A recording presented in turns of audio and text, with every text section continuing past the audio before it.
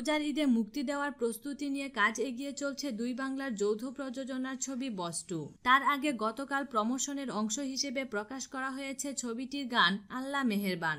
নতুন এই গানটি সবার মন জয় করবে বলেই আশা ছিল নির্মাতাদের, কিন্তু হয়েছে উল্টোটা। মুসলিমদের প্রধান সাধনার মাস রমজান এবং ধর্মীয় উৎসব ঈদকে উপলক্ষ করে এই ছবির মুক্তি পাওয়া গানে বাংলাদেশের নুসরাত ফারিয়ার খোলামেলা উপস্থিতি দারুণ সাংঘর্ষণিক বলে মনে করছেন বেশিরভাগ সিনেমা প্রেমী ও সমালোচক।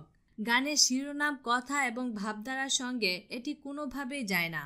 অবাক বিষয় হলো গানটির সঙ্গে জিতের কালো কাবলি, পাগড়ি সহ ড্রেস আপ এবং উপস্থিতি একেবারেই স্বাভাবিক এবং মার্জিত।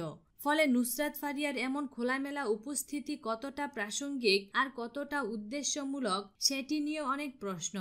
যদিও ফারিয়ার ভাষ্য বেশ ডিপ্লোম্যাটিক, তার মতে সমালোচিত বলেই আলোচিত। বাবা যাদব পরিচালিত এই ছবিতে জিতের বিপরীতে ঢাকার নুসরাত ফারিয়া ছাড়াও অভিনয় করছেন কলকাতার শুভশ্রী।